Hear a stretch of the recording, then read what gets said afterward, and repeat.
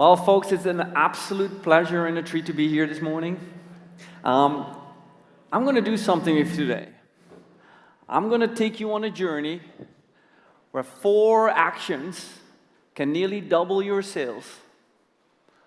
We're going to do a little bit of magic in between, and we're going to try to make the world a better place. Shoot.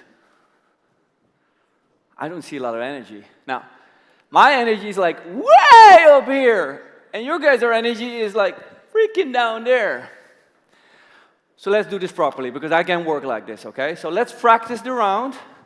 First I want to hear is a nice golf clap. And everyone, you can put your phone down, it's okay. Nothing is going to happen. Nobody gets hurt, okay? I want to hear a nice, warm golf clap. Good, good. We're going to move that up to a number 2 clap. A little louder. 3, 4, 5, 6. Stop. Now we're going to engage your voice, okay? So at number 7, you can do a little whoop whoop. It's also good aloud, okay? Give me a 7. Whoop! 8. A 9. Give me a 10. There we go. I told you needed to be ready. Okay, so now we got a little bit of energy going. So, what I'm going to talk to you about is where does ARR come from? Most annual recurring revenue comes from prospects that go into a machine, there's some activity taking place, and boop, out of that comes ARR. Marketing runs campaigns, sales runs, hires people, and we think if we need to go from 2 to 10, hire more salespeople, run more campaigns. We think, you know what, if I go from 10 to 20, hire a boatload more salespeople. That's not how revenue scales. You think it, we think that it is, and probably there's some relationship to it, but there's a challenge underneath. And I'm going to talk to you about that challenge first and foremost. So, what you see, there's 4 buttons. 4 buttons we're going to tune. Only 4, okay? Prospect to MQL, MQL to SQL, SQL to win ratio, and the discount. SQL stands for sales qualified lead, MQL stands for marketing qualified lead. Pro stands for prospects. So I'm going to turn these buttons. Now I want you to take a look at how I'm going to turn them. Take a close look. In the average team in the middle, I'm going to look at that number, 30%. So you see down there that first button, Pro to MQL, turns 30%. I tune it a little bit down to 27, I tune it a little bit up to 33. I want you to take notice of how small of a changes I'm making, okay? These are very small changes. Now, what is the impact on each of these changes on the overall number? What are they? Let's visualize it.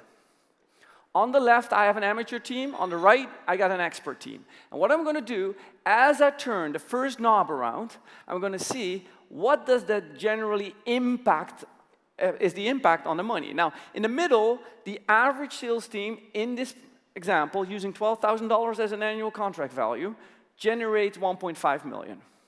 So I'm going to tweak first one off.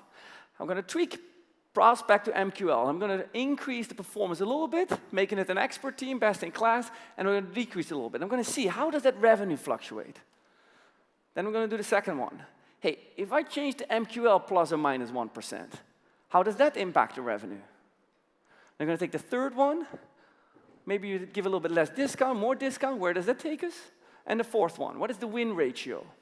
What we now see is the impact of these 4 different factors on the revenue, and by tuning them, where we should focus on, perhaps. Now, it's easy because these are like freaking things on the board. So how do you actually do that? Let's go practical.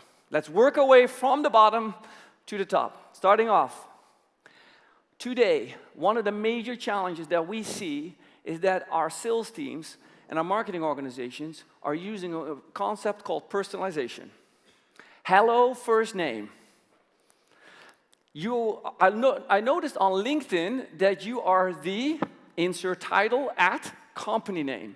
Please take a look at the 2 use cases of how we help your companies, similar to yourselves, increase revenue, reduce cost, and so on.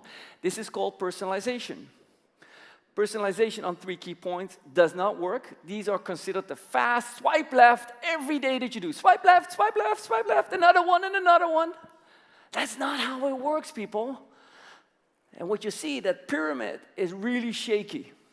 And so when your sales organization starts doing that, you come like, huh.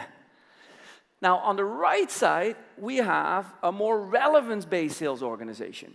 And when we look at the relevance-based organizations, they may do a little bit of research before. Okay? Now, they may express more interest, are sincere in the outreach. Their intent is not to secure a meeting. Because securing a meeting and asking a customer at the end, would you please want to meet for 50 minutes with me? Dutskis, I tell you right now, I don't think that anybody wants to have a 50-minute meeting, okay? That's not what they want. That's not what they wake up for. I hope today I'm going to have a few salespeople that ask me for a 50-minute meeting. That would be so awesome. No, it ain't happening, right? But if we make the objective in our outreach to be more relevant and we provide knowledge that is relevant, that way we can tune and we can maybe improve by 1 or 2%. Now, I want to give you an example of how that is going to look. This lady is going to speak. This is Sarah over at Liftoff.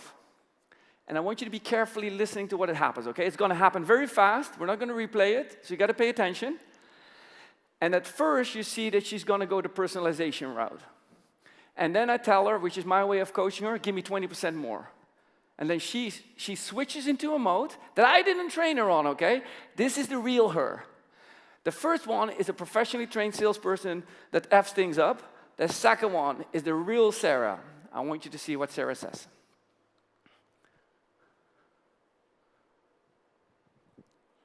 Go for it. Give me a voicemail with acceptance. Okay? So do a high five. Get going. Give me a good voicemail. Hey Corbin, hope you're doing well today. This is Sarah Ann. Okay, stop. 20% extra. Hey Corbin, just saw this Hulu ad for apartments.com. Really nice ad, by the way. Okay, here's what she did. First one, she said like, hey, like leaving a regular voicemail message. The second one, out of the blue, hey Corbin, I just saw your app on Hulu app. This looks great. Great campaign, by the way. Just a little that extra. That is being relevant, okay? Just leaving your voicemail number is not going to do anything. Next step that we have to do. In order to improve from MQL to SQL, we have to teach our sales organizations how to have a conversation. A conversation is not when I pepper you with questions and you give me answers. That's not a conversation.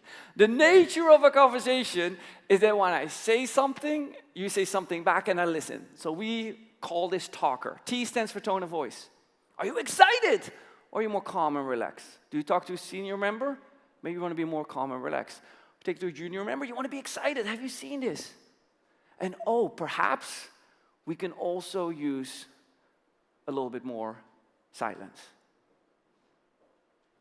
T, tone of voice. A, ask questions. And when I say ask questions, we primarily teach our salespeople the technology and how to pitch. Let's stop doing that, because what they're going to do, they're going to pitch on when the client is silent. That's not the right way. Let's teach them how to ask questions. For starters, open and close-ended question would be a good place. It is amazing, as we train hundreds of sales organizations, it is amazing to see how few people can actually catenate an open and a close-ended question. And it is really the key skill set needed by a salesperson. And when I say key skill set, you can't just be good at it. Listen actively. When I say when a customer tells me, these dashboards are really giving me a headache, although I'm trying to reduce my CPI from CPA to whatever, from $5 to $4, most people say, why are you trying to reduce your CPI? A good listener says, what gives you a headache? Active listening and understanding that emotion supersedes ration is a skill set people got to be good at. Next one up, keeping notes. Folks, if you take away from this much, Jacco, energy, too much, Red Bull, and keeping notes, that's all I want you to take away. Hire people who keep notes. If there's a single indicator of somebody being a superstar talent, as Steve told us how important it was, people who keep notes. Ask them during the interview, or tell them during the interview at the beginning of the day, here's the 5 key things you need to do today. Has the second person in the interview. What did the first person in the interview tell you who the 5 key things were? But I remember 2. Thank you very much for coming. looking forward to it. May I counsel you that in the future you take notes. Note taking. If they don't listen to you and they don't write it down, they don't value your opinion. As soon as a customer notices that, when they give them their 3 critical points of here's what I'm looking for, they need to note that down. Keep notes. Elaborate on the key points. When you hear a conversation, elaborate on it. You listened, may I ask further? Why? How? What? Learn how to elaborate. What most salespeople do is they ask a question, get the answer, and the customer says, it gives me a headache, and they move on. Well, in that case, let me ask what the next question is. No! Elaborate. Ask. Learn. Find that red line. And the final one, repeat what you have heard. Folks, we live in a complicated world, very complex relationships, multicultural. People speak English. Not everybody who speaks English is native in it. Could, must, want, like to have, all have different variations, and different cultures appreciate those differently. Need and must in Dutch are reversed. The words almost translate directly, but the meaning is reversed. So in order to make sure that as we go communicate cross-culturally, we need to learn, make sure that you heard it right. Trade for value. I'm going to shock your world, I think. I'm going to rock it. I'm going to... Okay? There is no discount in SaaS sales. None. Doesn't exist. SaaS sales never was meant to be discounted. The discount was by the nature of we moved from a CapEx to an OpEx model. That was the primary value, the reason what you're giving. Because we lowered the price by 10, the ROI skyrocketed immediately. There was never meant to be a discount. We now have a new sales generation that comes in and thinks it's pretty normal to discount 20%. We see it all the time, 20%. That 20% was not offered at the end, it was primarily offered early on in the beginning. There is no discount in SaaS sales. Because they want a discount, they would think they're negotiating.